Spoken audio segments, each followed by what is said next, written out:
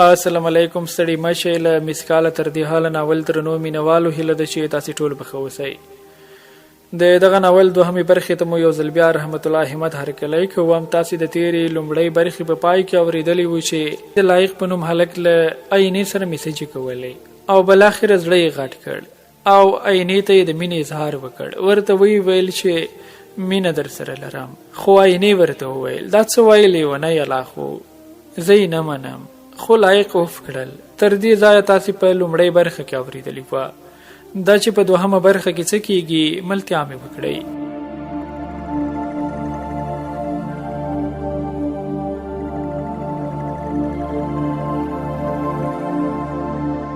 عینی وویل بس نو فیصله به وخت وسپارو نه عینی زړه می چوي حوصله لایقه ته په احساساتو کې زړه می تنگ شو او زنګ می پسې وواهه په چالاکۍ سره ورته سر شوم چې ژر کا ووایا چې لایقه زه هم در سره مینه لرم دا وخت نو د ملک عباسین د حجرې ترڅنګ د سین غاړې کې ناست وم ویل لایقه دا ته څه وایي مینه د خولي خبرې نه دی عمل غواړي او عملی په پښتنه ټولنه کې پسرو لمبو کې لوڅ پخې مزل ده نه حتمی بوایي ویل زه په پیغام کې درلېږم خو یو ساعت وخت راکړه که جواب می منفي و بیا به هم نه خفه کیږي اړیکه پرې شوه تاسو پوهیږئ چې انتظار د زړه وینې وچوي لکه د تږي مار به تاویدم کله به کېناستم او کله به ودرېدم یو شاعر څخه ویلی دی لا ناست نه یم چې پاڅم ولاړ نه یم چې کېنم دا وخت را باندې ولې انتظار نه تېرېږي څو شېبې وروسته پیغام راغی ته څه ثبوت لري چې ما سره رښتینی یې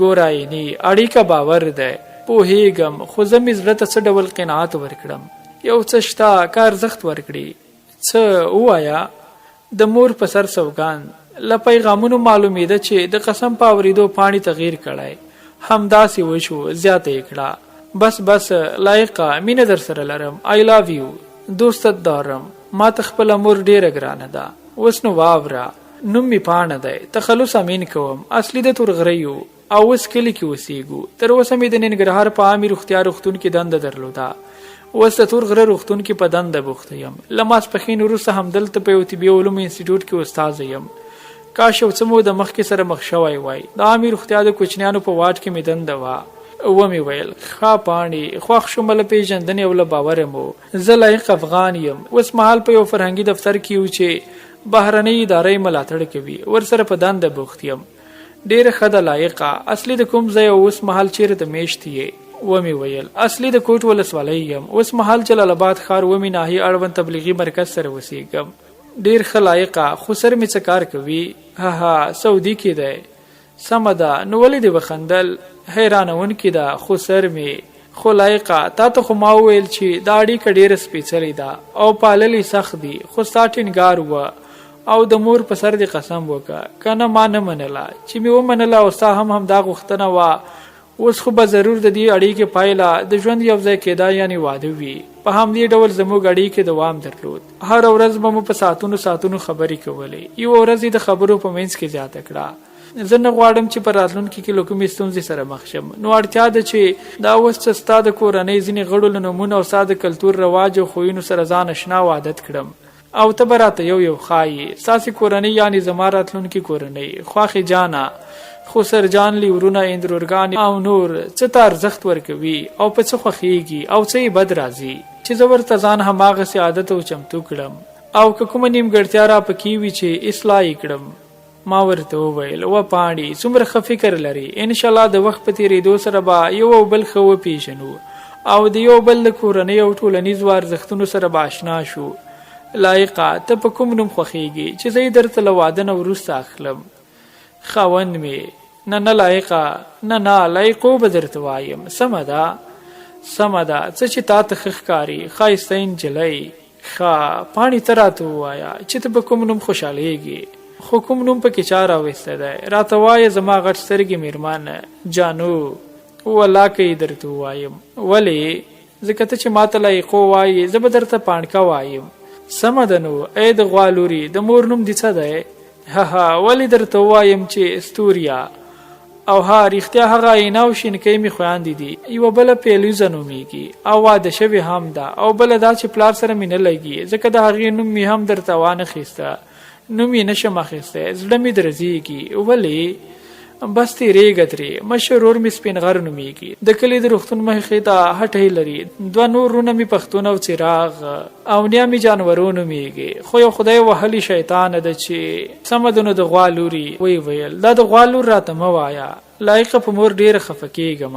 کینه د غوا لوري دا زما تکیه کلام دی. اوف باور وکړه، زور راکوي درکوي دي نو زما یې څه. سمه ده نو د غوا زویه، شاباس قربانیت شوم. قربان بیخم نه قربان بیخم څه ته وایي؟ دا په پشي ژبه کې وایي قربان دي شم. پاڼې زه سبا په خیر روان یم یو ټریننګ ته. وی ویل همدلته جلال آباد کې دی. ومې ویل نه کابل خوشحال خان مینه کې. وی ویل ما در سره نه وړي. په خندا مې ورته وویل ملاو دومره تالی رښتیا وایم لایقه. سمه ده نو د غوا لوري، ای د غوا زویه، ای کاش لایقه چې واده مو شوی وای او ما درته په خپلو لاسونو د اړینو توکو بیګ ته ارکړی وای. سمه ده نو زه پاڼې د شپې 3 بجې شوې، سهار وختي کابل ته سفر لرم، د وس لپاره ښه شپه. نه داسې خو نه کېږي. ولې؟ وی ویل ته ویده شه، سهار د 2 بجې پاڅوم، 15 دقیقې به مې پاڅوي. ولې لمونځ بس کړه د ملا لوري. سمه د لمونځ ته مې له وخته پاڅوه، خو 15 دقیقې به کابل ته حرکت کوم. ای هاي نو قسمت ته خده چې نږدې نه یو، کنه ټول بدن به دي په غاښونو کاندي وه. لمونځ ولې نه کوې؟ لمونځ کوه د غوا زویه. ښه بس کړه، ښه شپه. کړه ته څومره خبرې کوي، لا خو تا ته هم ښایسته شپه. بای بای.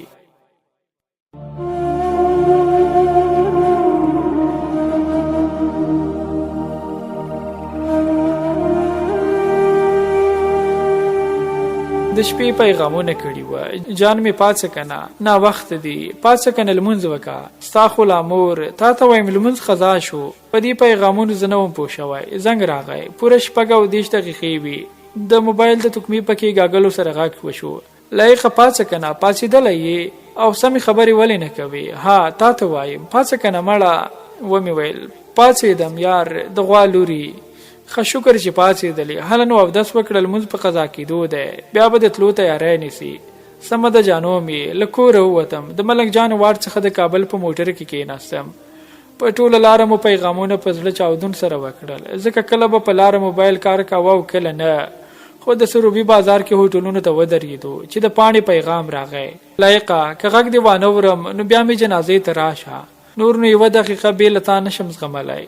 زنګ می وواهه، د پاڼې خوله له جړا نه ټولېده، احساسات یې نشو کنټرولولی. په ژړغوني انداز یې وویل بد نصیبي ګوره، نن له مرکزي دفتر زنګ راغلی وه. سبا زموږ هم په فاطمه زهرا روغتون کې ټریننګ دی. دې سره زه غلی شوم. بیا مې وویل څومره وخت لپاره دوام کوي؟ بس زما هم 1 ونې دوام کوي. له دې خبرې وروسته زما فکر هم خراب شو، ځکه فاطمه زهرا روغتون زموږ د کور سره نږدې پروت وه. پاڼې زیاته کړه، لایقه څنګه غلی شوې؟ نه پاڼې څه خبره نشته، پوهېږم لایقه، خو ته مه خفه کېږه. کوښښ کوم چې ساته راتلو دلته پاتې شم. بابړیانو کې مې د ترور کور دی او که ونه شوه ته چې کله له کابله راځې زه به دې ستړي مشي ته خامخا رځمه. سمه د جان حرکت کوم، بیا موبایل کار پرېږدي. تا ته ښه سفر او ما ته یې په اوښکو آنندګي. نه پاڼې داسې مه کوه، که زما خوشحالۍ غواړي نو زما لپاره په ځان پام کوه. سمه ده په سترګو لایقو، تر کومه چې د موبایل کار کوي نو پیغامونه رالیږه. ښه سمه ده، زه به د موبایل تر کارېدو چاپېر یم. کړنګ پیغام راغی، لیکلي وه ای دا ته ماته میرمن ولې نه وایې؟ ورته ومې خندل. پاڼې میرمن خو مې یې، نو تکرار ته یې څه اړتیا ده؟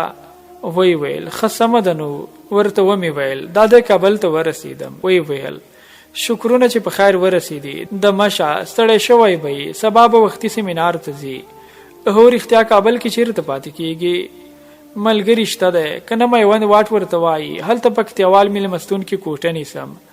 سمه ده اوس ویده شه، جان مې ښه شپه او ښه خوبونه. تا ته هم پاڼکۍ. بای بای.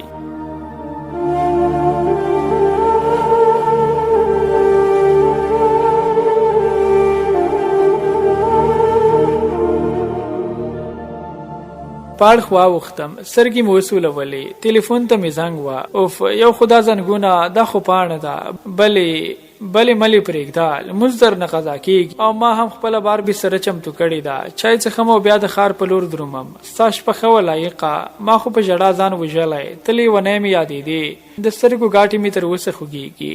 پاڼې دا لیونتوب مه کوه، دا ته څه بلا یې. خو څه وکړم، تر اوسه خو تنها وم. اوس مې وجود په 2 برخو ویشل شوی دی، یو ته یې لایق او بل ته پاڼه وایي. ستا د لیدو لپاره مې ټوله شپه فکرونه کړي دي. همدا سترګې مې نوې ورغلې چې په خوب کې راغلي. له رنګ غنم رنګ یې، جګه پوزه غونډه منډه، خوله منځنی تور ویښتان، له وجوده نری او غټې سترګې. ګوره پاڼې، دومره تشویش مه کوه، دیدن به مو وشي. زه هم ستا لیدو ته لیواله یم، خو خوب دې هم په زیاته سلنه اړخ لګوي. ها او څه به ووایم؟ دا الله جل جلاله له نامې زار شم چې په دې دور کې تل فیسبوک، انسټاګرام، واتساپ، ایمو، ټویټر او نور خواله رسنۍ ولري.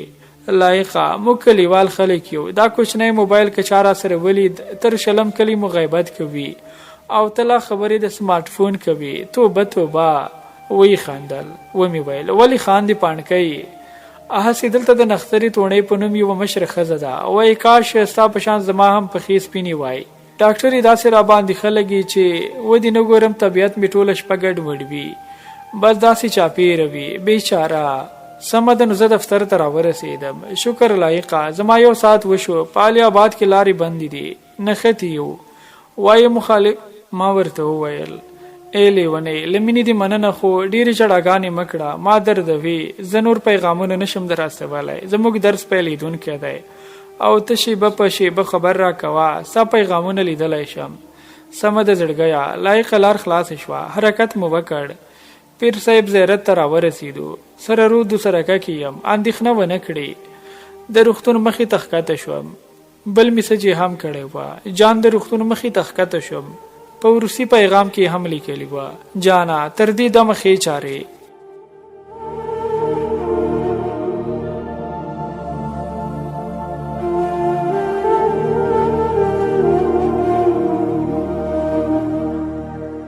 درنو اوریدونکو، دا ول مسکاله تر دې حال ناول 2مه برخه چې ما رحمت الله همت درته وړاندې کړه. په بل برخه کې چې ځل بیا اساسي چوپړ کوم. تر هغه ښه وختونه